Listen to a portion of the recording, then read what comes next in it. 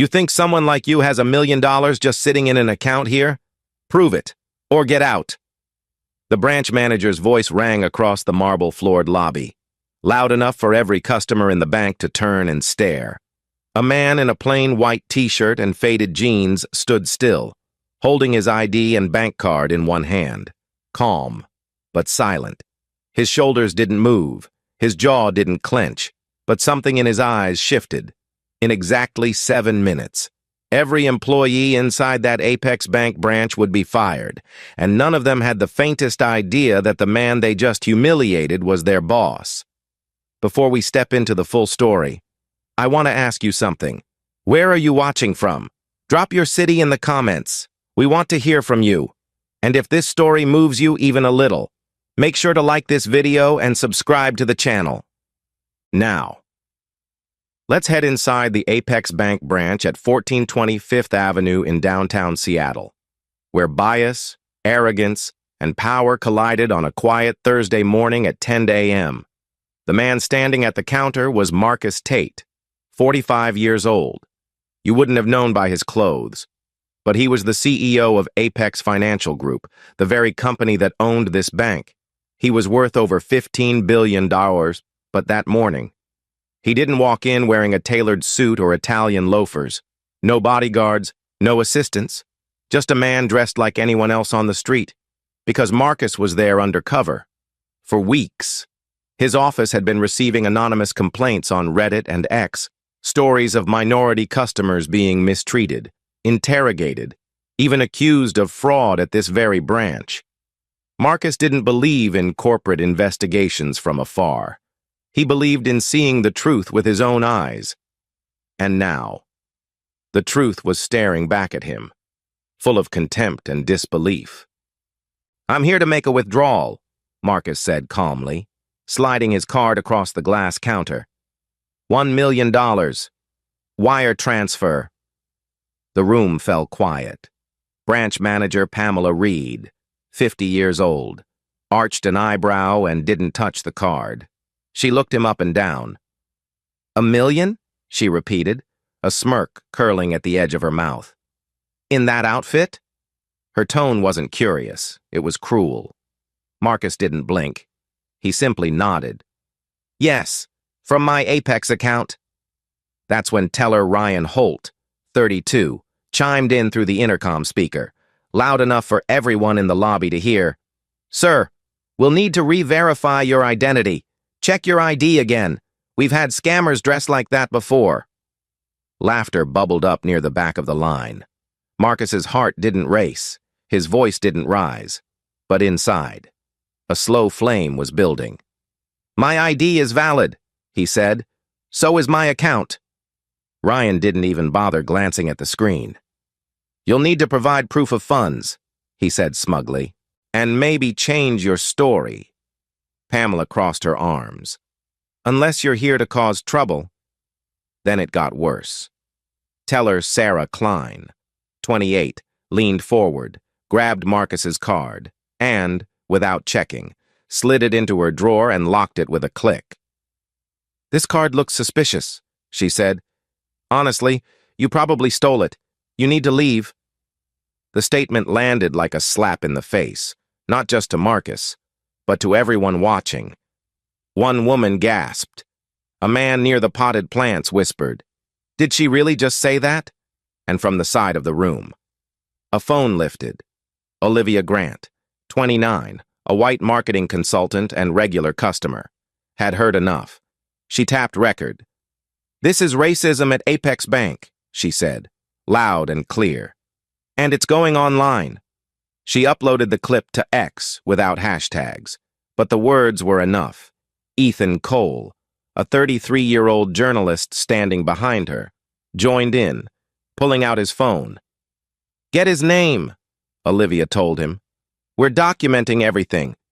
Meanwhile, a young teller named Mia Brooks, 25, was frozen in disbelief. She had worked at the branch for 2 years, always under Pamela's stern management. But this was different. "He has every right to be here," Mia said softly. Pamela glared at her. "You're not paid to argue," Mia stepped forward anyway. I am paid to follow policy, and you're breaking it. The room tensed. Sarah sneered at Mia. You don't know who this guy is. He's trying to scam us. Marcus turned slowly to look at Sarah, then at Pamela, then back to the drawer where his card was now trapped. You're ruining Apex, he said quietly. This isn't about me. It's about you. Flashback. 20 years ago. Marcus was 25 and fresh out of grad school when he walked into a small bank in Texas, hoping to withdraw a down payment for his first investment property. He wore jeans. He had an honest smile. But the teller didn't see potential. Only a young black man dressed like a thug. They told him the funds were under investigation. He had to return with a suit and a lawyer before they took him seriously. That moment never left him. It planted a seed, a fire to create a financial institution where no one would ever be treated like he was that day.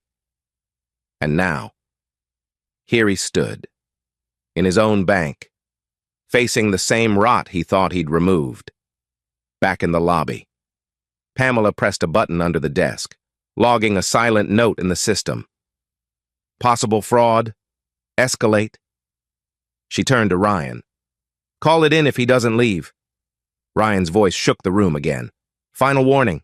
Sir, leave now, or we escalate to law enforcement. Marcus didn't move. Instead, he pulled out his phone, not to record, but to dial. Lena, he said, when his assistant answered. Activate the internal system. On the other end, Lena's voice came through clear. It's live. We're monitoring everything. Say the word. Marcus didn't say the word. Not yet. Mia stepped forward again, blocking Sarah from the drawer. You locked his card without justification, she said.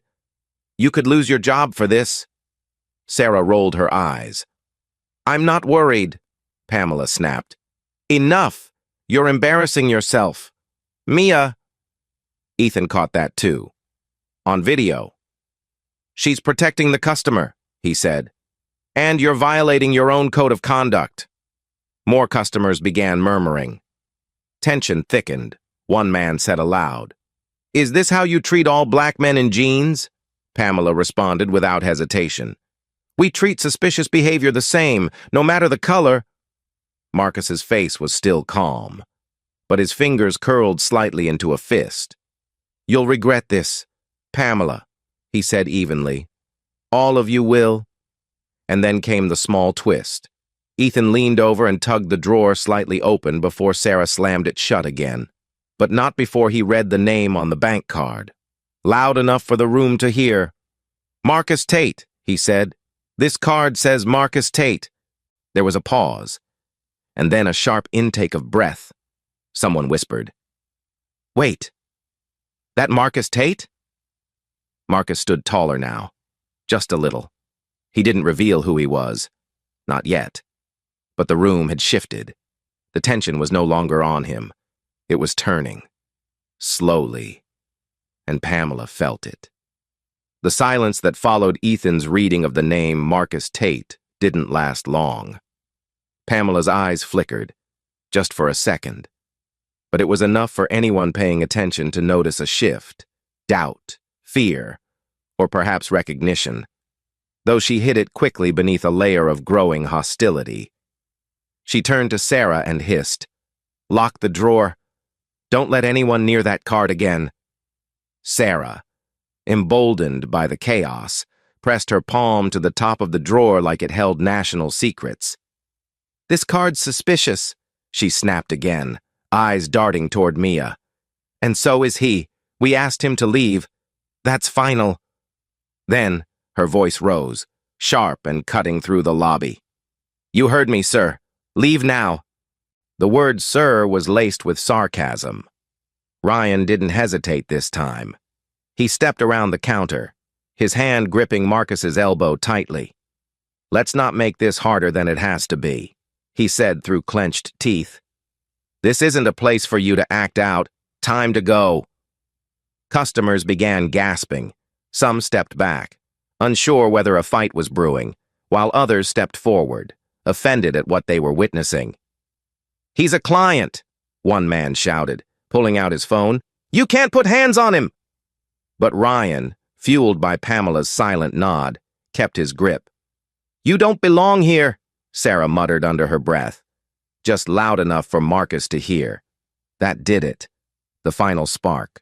"Let go of me," Marcus said, calm but thunderous. "Now!" At the same moment, Mia shoved her way between Ryan and Marcus.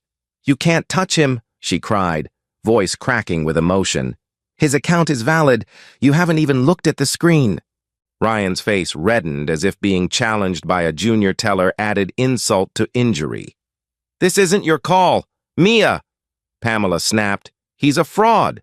You'll find that out soon enough." And then, an explosion from the far side of the lobby. "This is injustice!" shouted Ethan, now live streaming to Reddit. His voice cut through the tension like a blade. "They're physically removing a customer with no evidence. This is racism on full display at Apex Bank." The live stream picked up gasps, overlapping voices, even the squeak of shoes as more customers stepped in to block Ryan's path. Olivia added in, "The whole country's going to see this." A woman in a blue dress near the door muttered, "This is exactly what happened to my brother." The temperature of the room had changed. The story was no longer confined to marble floors and glass partitions. It was bleeding into the world beyond, through screens and cameras and shared outrage. Flashback. Marcus, age 15. He had walked into a small local branch with his grandmother's savings bond in hand. The teller looked at his dark skin and oversized hoodie, then asked if he was running an errand for someone. When he said no, that it was his grandmother's. The teller called over a manager to verify. They never cashed the bond. His grandmother had to come in herself, even though her name and signature were on the certificate. That humiliation burned into his memory, the sting of being questioned, dismissed, invalidated. And now, all these years later, the same flavor of doubt was being served to him, only this time, in a bank he owned, back in the present. Marcus didn't resist, but he didn't move either. "I came to withdraw my money," he said. "You've now accused me of theft, taken my card, and put hands on me. This will not go unanswered." Pamela rolled her eyes. "Oh, please. You're a threat, and we're following protocol." "Protocol?" Mia snapped. "No, you're abusing power." Pamela leaned toward her and lowered her voice to a whisper meant only for Mia. "I warned you once. Keep this up and you're next." Mia blinked, stunned. Then her expression changed, like something inside her had cracked wide open. "I've seen you do this before," she said aloud, her voice no longer trembling. "Last year, a black customer asked to speak with a loan officer. You made him wait an hour, then denied him without checking his file." That made Pamela flinch. For the first time. Her mouth didn't move. Olivia stepped closer. "Wait, you've had complaints before?" Mia nodded. "And she buried them." Customers began murmuring louder.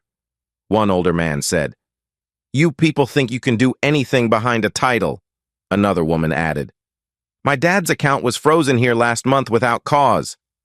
And then Ethan, still streaming, spoke directly into his phone.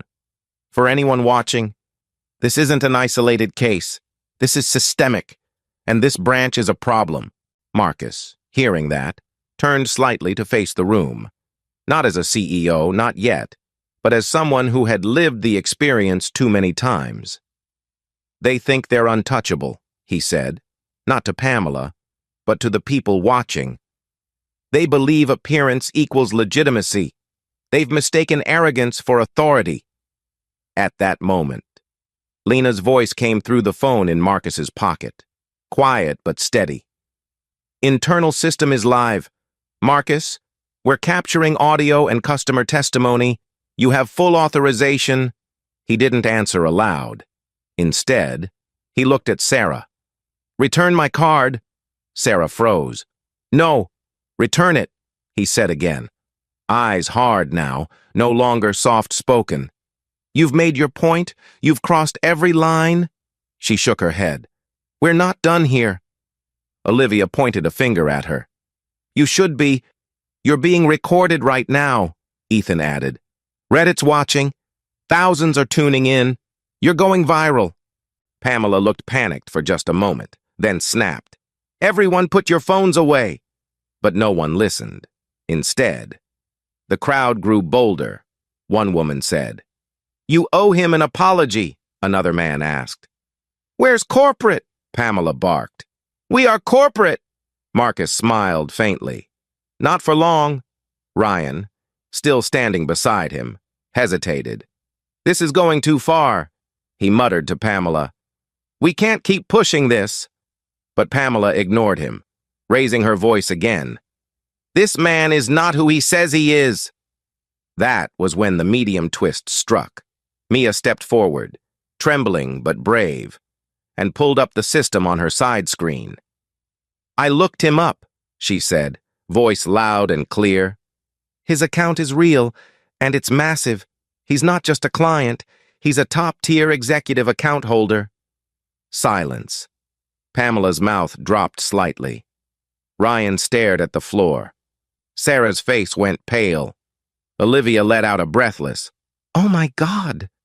And then Marcus spoke again, still holding his phone in his hand. "You're going to regret this. Not because of who I am, but because of who you've chosen to be." And now, I want to ask you, if you had been standing in that lobby, hearing Marcus being called a fraud, being shoved out, having his identity stripped away, what would you have done? Would you have spoken up? Would you have stood between him and the door? Let us know in the comments. Your voice is powerful, and the story's only just beginning. "Security code red," Pamela barked, her voice cutting through the chaos like a whip. Even though no security officer existed in that branch, it was a bluff, a final scare tactic to push Marcus out. "Remove him now," she screamed. Eyes locked on Ryan, but Ryan's hesitation was showing in his shoulders. Still, he obeyed. He lunged forward again and shoved Marcus hard in the chest, forcing him back toward the glass doors. "He's a fraud!" Sarah shouted through the intercom speaker, her voice booming through the entire lobby like a public announcement. "This man is impersonating a client. Do not assist him." Customers froze, horrified. One elderly woman stepped away from the teller line and clutched her purse. "What is happening here?" she whispered to no one. Marcus stumbled backward one step, just one, and steadied himself. He didn't yell. He didn't lash out. He just raised his eyes toward the intercom speaker and exhaled slowly, as if steadying the volcano inside him. "Don't do this," Mia said to Pamela, stepping in front of Marcus. "You've gone too far. That announcement was slander." But Pamela didn't care. Her voice had risen to a fever pitch. "I run this branch. Not some man off the street pretending he owns an account. We don't serve people like him." At that moment, the final fuse was lit. Olivia, visibly shaking with rage, shouted from behind her camera, "That's enough. You just told the whole room he doesn't belong. On what grounds? His skin? His clothes?" Ethan, still live streaming to Reddit, panned his phone across the room. "This is a banking hate crime happening live in downtown Seattle. Share this. Save this." Customers in the background began to murmur again. Angrily now, a young Latino man stepped forward and said, "I've been treated the same way at this bank. This is no accident." The room grew tense with shared electricity. Pamela, seeing the shift, tried to redirect the narrative. "He's being aggressive," she snapped. "Physically confrontational." But the customers weren't buying it anymore. "No, you're confrontational," said a woman near the exit. "You're shouting through a mic while a grown man stands there being humiliated. We see it." Flashback. Marcus at 30. He had just closed a major funding deal and entered a bank to open a business line of credit. dressed well, speaking confidently. Still.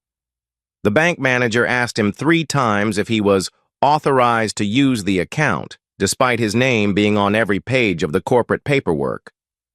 I just need to verify you're not fronting for someone. The manager had said. That coded language had haunted him. It reminded Marcus that no amount of success would insulate him from the assumptions underneath the surface. That same doubt was echoing again now, this time over loudspeakers. Back in the lobby, Marcus's voice was no longer calm. It was firm. You've slandered my name. You've violated banking protocol. You've taken my card, refused service, and humiliated me in front of this entire lobby. Ryan's grip loosened. He stepped back, uncertainty clouding his face. I just followed orders, he muttered. You put your hands on me, Marcus replied. You physically pushed a client? Mia stood beside him, trembling but fierce. I've submitted an internal ethics report, she told Pamela. They'll get it today, and this time, someone will read it. Pamela let out a bitter laugh. Your career's over the moment this ends. You're siding with a scammer. Mia turned to the crowd. He's not a scammer. He's a valued client.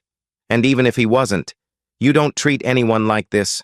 Olivia nodded fiercely. She's right. This is systemic abuse. And it stops today.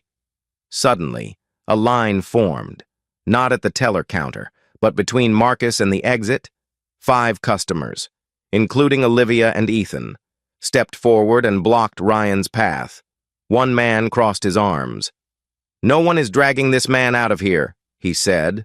Another added, if he leaves, we all leave. A woman in heels pulled out her phone. I'm emailing the state banking. Marcus stepped forward again, the crowd still forming a protective ring around him.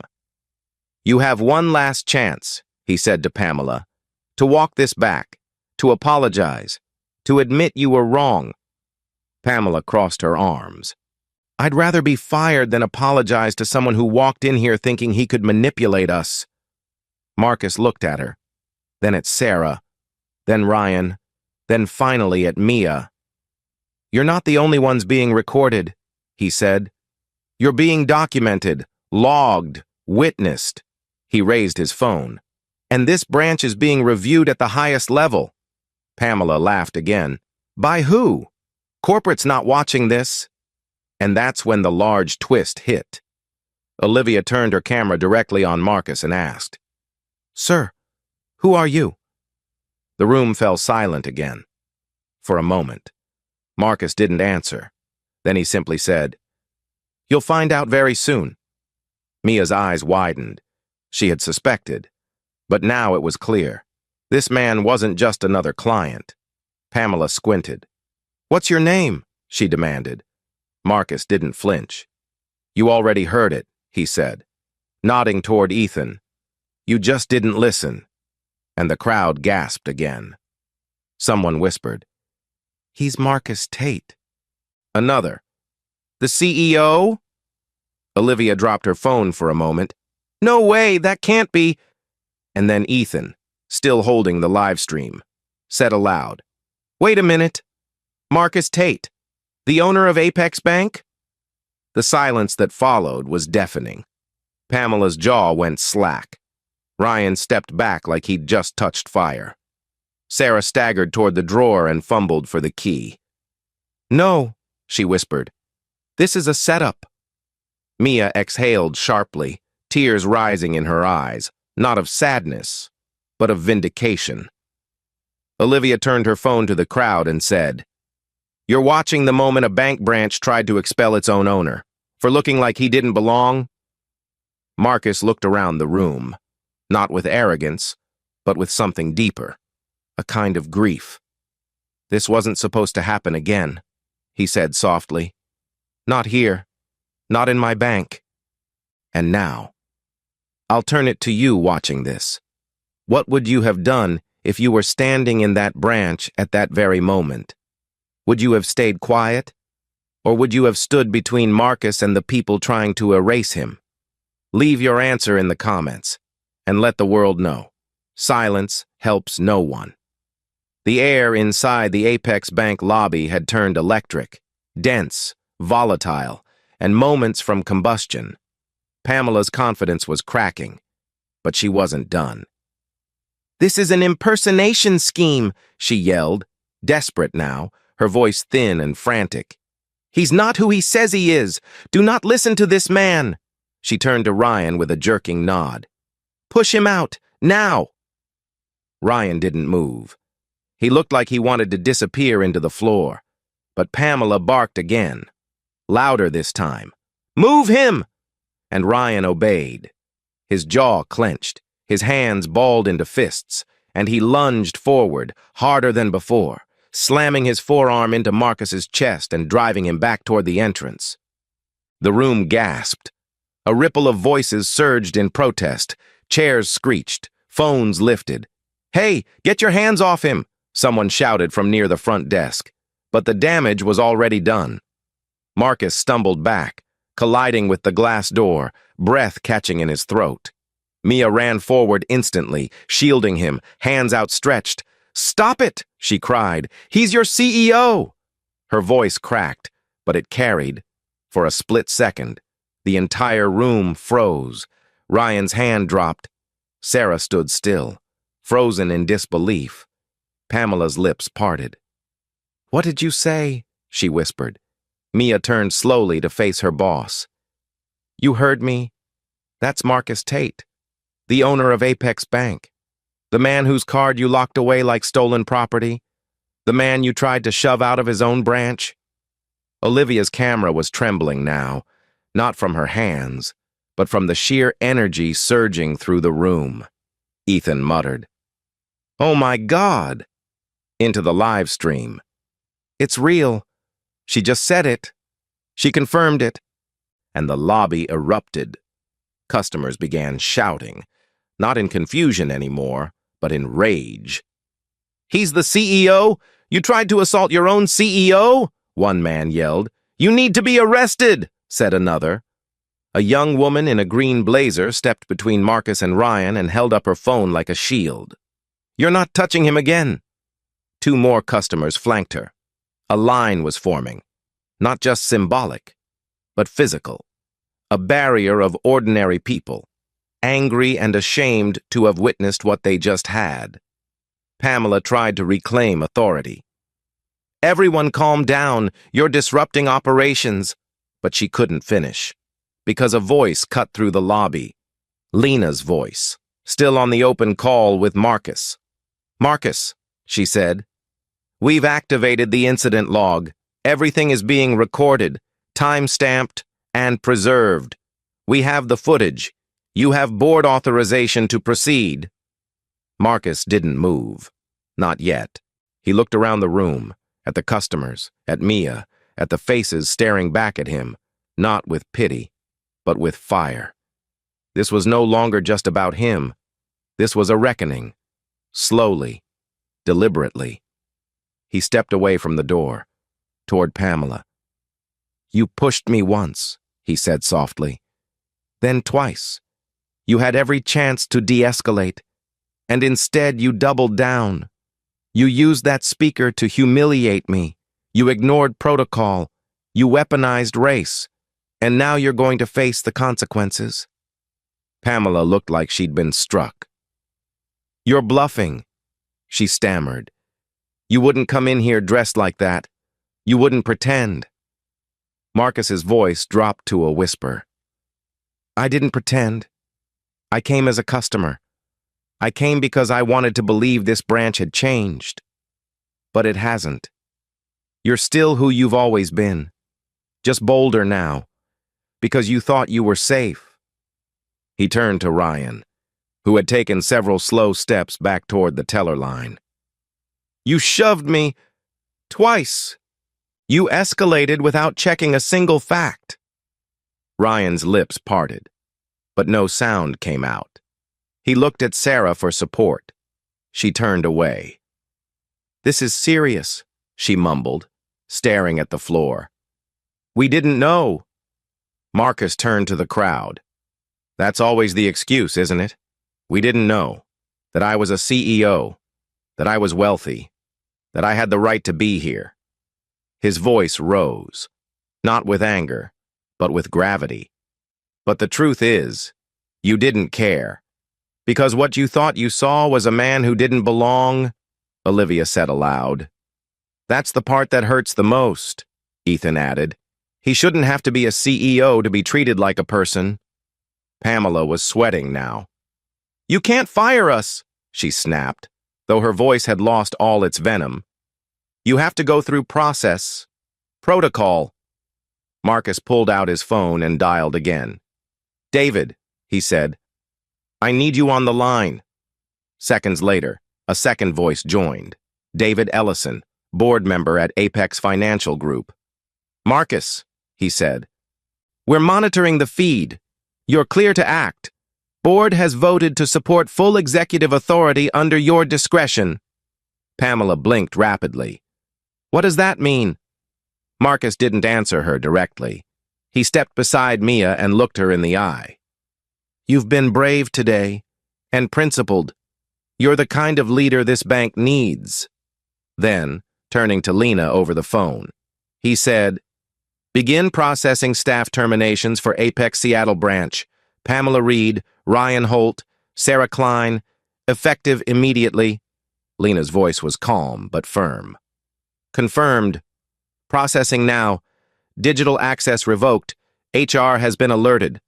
Gasps swept through the room. Sarah actually staggered back against the counter. You can't do this, she said. This is insane. Mia stepped forward. No, it's justice. And then came the very large twist. Ryan, pale and shaking, looked directly at Marcus. There's something you need to know, he said. Pamela told us not to serve certain customers. She had a list. She said to delay service for anyone who looked off. The room fell silent again. Pamela's face went white. That's a lie, she shouted. He's trying to save himself. But Ryan shook his head. It's not. It's all true. She said the bank didn't need those kinds of accounts. She said if they got upset, just stall, then call escalation. Olivia gasped. You had a playbook for discrimination? Ethan's voice trembled. This is bigger than just one day. Marcus stepped forward slowly. Thank you. Ryan, he said, voice icy. You still lose your job, but your honesty might keep you out of court, Pamela screamed. This isn't fair, you can't believe him. But the crowd already had. A woman near the door shouted, We knew this place was toxic. Another man added, He's exposing it in real time. We're watching justice happen. Lena's voice returned. Media has picked up Olivia's video. It's spreading fast. And Marcus, standing in the center of that lobby, didn't look smug. He looked tired, but resolute. This isn't about revenge, he said to everyone listening. This is about integrity. No one should be treated the way I was treated today. Not me, not anyone. And starting now. Apex Bank is changing. Customers broke into applause, not thunderous, but steady, respectful, earned. Marcus turned to the remaining tellers. If you've been silent until now, that silence won't protect you much longer. Make your choice. And with that, the tide fully turned. The branch wasn't a bank anymore. It had become a courtroom. The jury was the public. The sentence had already begun.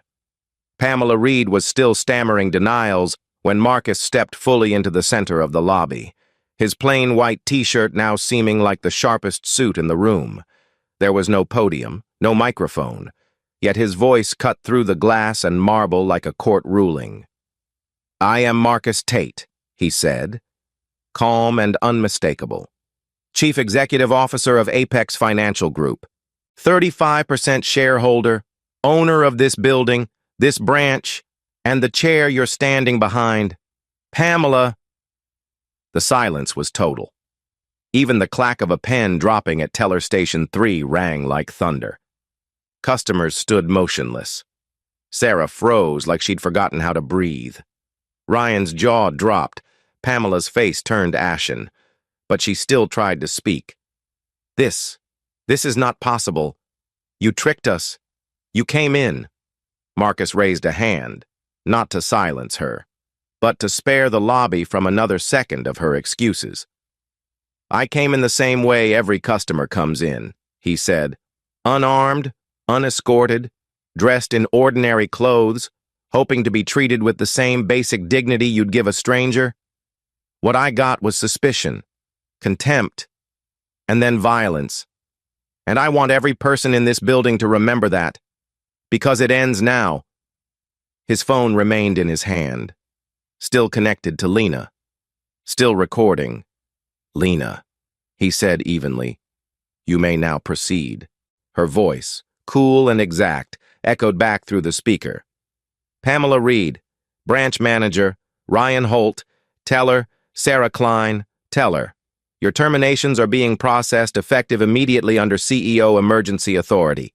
Section 9C, digital credentials deactivated, HR notified, regional security notified.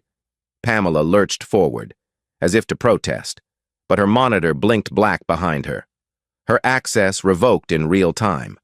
This is illegal, she cried. You didn't give notice. There's no investigation. Marcus turned to her. You ran the investigation yourself the moment you chose to profile me. You conducted the trial when you humiliated me over a speaker. And you executed the sentence when you tried to physically eject me from a bank I own. You just didn't know I was watching. Ryan didn't say a word. He lowered his head, hands clasped like a child about to be punished. Sarah, still guarding the drawer that held Marcus's confiscated card, unlocked it with shaking fingers and placed the card on the counter. She didn't speak. She didn't apologize. Her silence was soaked in guilt. But Marcus didn't look at her. His eyes had moved to Mia, who was standing still, tears just beginning to pool at the edges of her eyes. Mia Brooks, Marcus said. You're being promoted effective immediately. Corporate services will follow up. Your courage, your humanity, didn't go unnoticed. Gasps rippled through the crowd. Olivia mouthed, Yes, and Ethan caught it all on camera. Mia blinked, stunned. Sir, I didn't do it for recognition, she whispered. I did it because it was right. Marcus gave the smallest nod. That's exactly why you're being recognized. He turned back to the lobby at large, his voice rising, not in volume, but in weight. Let this serve as a line in the sand. Apex Bank is undergoing reform. Starting today, any employee caught ignoring bias complaints, engaging in microaggressions, withholding service based on appearance, or covering for others who do, will be removed. No suspensions, no retraining seminars. Removed. If you cannot see all customers as equals, then you do not belong here. The tension in the air didn't break. It shifted. What had been outrage was now awe. Marcus wasn't angry anymore. He was rebuilding, in real time. Pamela, desperate, still tried to salvage her footing. This is a disaster. You'll lose half your staff. Marcus turned to her, eyes sharp. I'd rather lose staff than lose our soul. And then came the huge twist. Ryan took a step forward. He was still trembling, but this time it wasn't from fear. It was from release.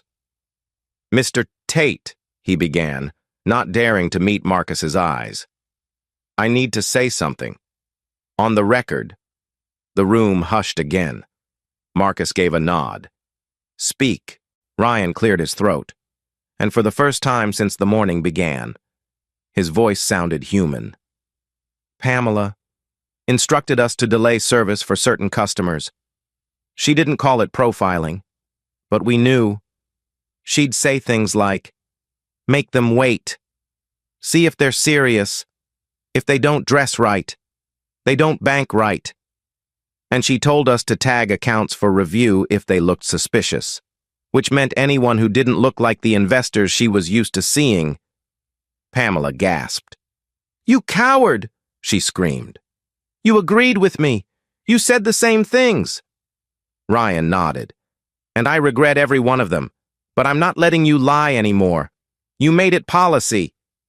Marcus didn't react immediately. He let the silence absorb Ryan's confession. A few customers whispered to each other. One woman muttered, "This explains everything I went through here last month." Another nodded. "They lost my check for 3 days." Marcus spoke slowly. "Thank you. Ryan, your confession doesn't erase what you did, but it reveals what was hidden. That's something." Ryan's eyes dropped. Pamela looked like she might scream or cry or collapse. She settled for none of the above. She simply turned and walked toward the back door, only to find it locked, access revoked. Sarah stood there too, ashen, saying nothing. The door wouldn't open for any of them anymore. They weren't part of Apex. Not anymore. Then Lena's voice returned. "Marcus, update from PR. Olivia's video has reached 200,000 views in under 20 minutes.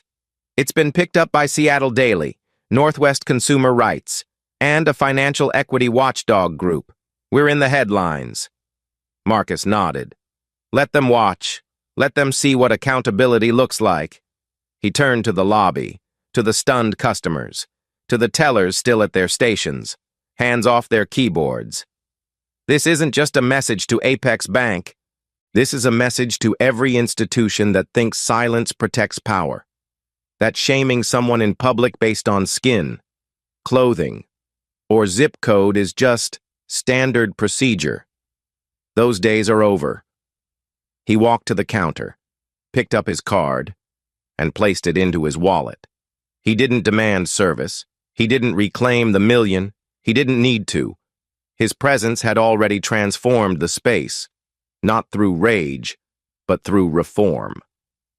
"We will rebuild from here," he said, "but not with the same foundation. That foundation just cracked wide open." Then, almost as an afterthought, he added, "Sarah Klein is banned from any future rehire at Apex or any of its partners. Her file will reflect this incident in full." Sarah looked like she'd been slapped. "You can't do that," she whispered. Marcus met her eyes. "I just did." And in that moment, the balance of power in the room shifted for good. The applause that had erupted after Marcus fired the branch staff faded into a heavy, expectant hush. Like the moment before a verdict is read, no one moved. Marcus remained standing in the center of the lobby, his tone now even, deliberate, measured. "Effective immediately," he said. "This branch is under operational lockdown. No further transactions will be processed today. All appointments canceled. The only business being conducted here right now is justice." Behind him, Lena's voice echoed through his phone again. "Operations paused. Access to internal systems limited to CEO and designated personnel. Reform template deployed to Apex Seattle branch." Then came David Ellison, the board member, chiming in on the second line. "Marcus, media's now reporting live. I've authorized the PR response. You're cleared to proceed with structural reform." Marcus didn't look rattled. In fact, he looked calmer than he had all morning. "This isn't about punishing a few people," he said, turning slowly to face the stunned tellers still at their stations. "This is about restoring integrity. We cannot afford to leave this culture intact, not even in the corners." He turned to Mia. "You'll be working with corporate compliance directly. Starting today, I want a full review of every discrimination complaint logged here since 2020. No file stays buried." Mia nodded, stunned but steady. "I'll handle it." Customers broke into murmurs of approval, some filming again, others whispering their support. But the moment of resolution was short-lived, because what came next ripped open something far deeper. as Marcus approached the teller line.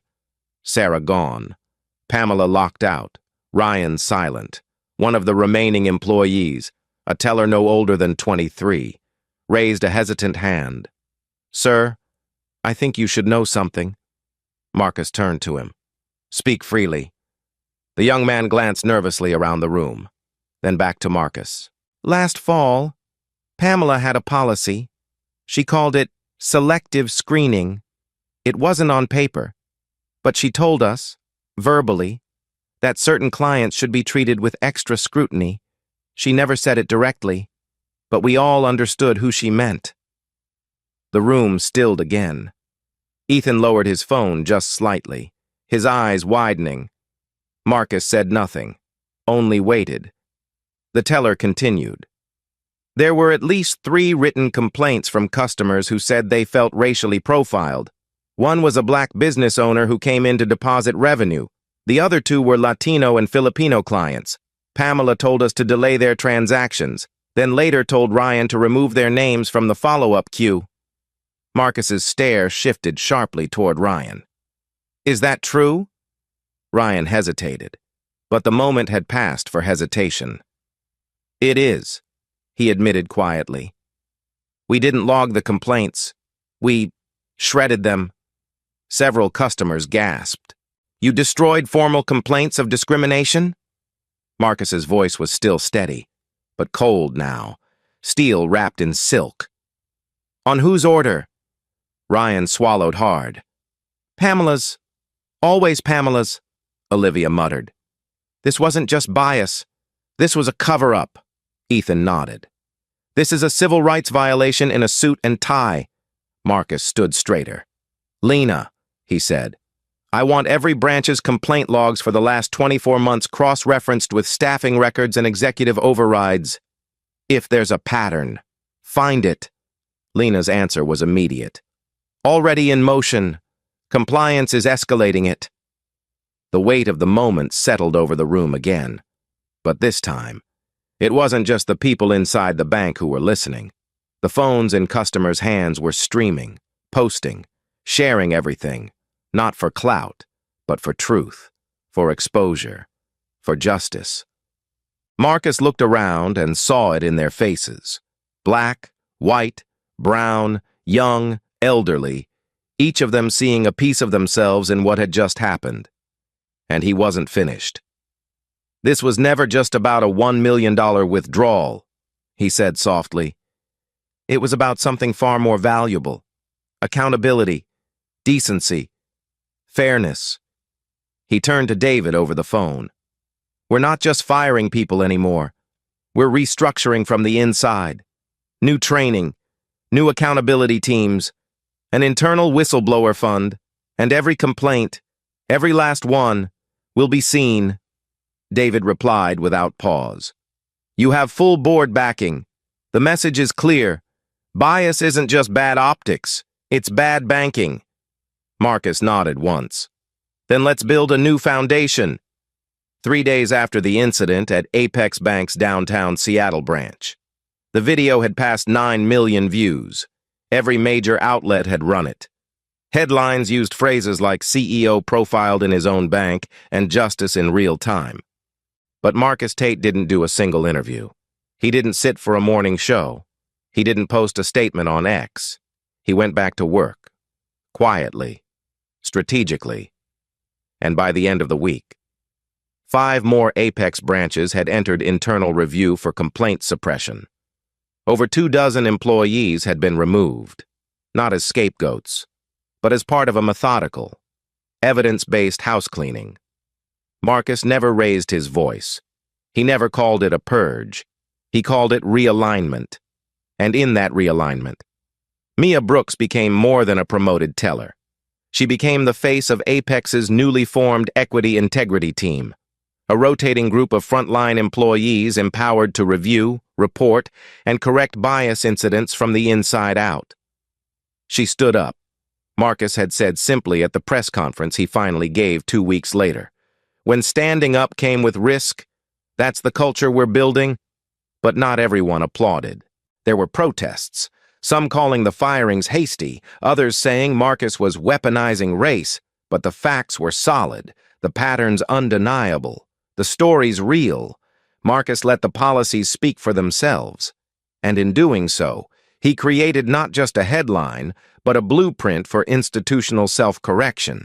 And yet, beneath the reforms, beneath the headlines, beneath the applause and backlash, something deeper remained unresolved until the final twist emerged.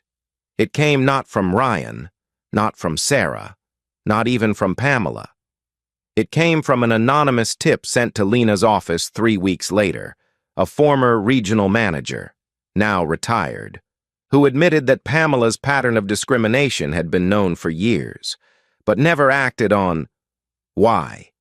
Because, as the tipster wrote, she kept minority accounts low risk. They didn't ask for loans. They deposited. They rarely challenged her decisions. She kept the branch numbers stable by managing out high-contact clients. No one wanted to rock the boat. The revelation sent a deeper chill through Marcus's office than anything that had happened in that lobby. It wasn't just one bad manager. It was a tolerated system. A quiet, complicit culture where discrimination wasn't shouted. It was baked in. Denials made with smiles. Bias hidden beneath spreadsheets. Marcus closed his office door and read the email twice. Then he called Lena. "We're going national," he said. "Not just internal reform. We're launching the Diversity Access Index. I want every Apex bank scored, not by profit, but by trust." Lena paused on the line. "That changes everything," she said. "Exactly," Marcus replied. 3 months later, that change became visible, quietly, but powerfully. Branches began holding community listening sessions. All teller training was overhauled. Equity officers were assigned to every region. A new scholarship fund, quietly backed by Marcus himself, began offering grants to first-generation finance students from underserved neighborhoods. And at the heart of it all, Marcus remained still, focused. Not the viral CEO, just a man cleaning his house, starting with the lobby floor he had once been shoved across in front of strangers. And what about that branch on Fifth Avenue? It didn't close. It transformed. New faces, new leadership.